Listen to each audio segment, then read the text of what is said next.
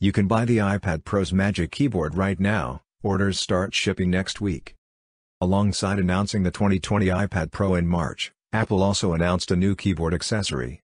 The Magic Keyboard brings a backlit keyboard, Apple's new scissor mechanism, and a built-in trackpad that takes advantage of iPadOS 13.4's new trackpad support. The keyboard was supposed to launch in May, but Apple announced Wednesday morning that it's now taking pre-orders, with deliveries expected to start as soon as next week. Orders for the Magic Keyboard wasn't the only thing Apple announced Wednesday. The company also unveiled the second-generation iPhone SE, which still costs $399 and will be available to order April 17.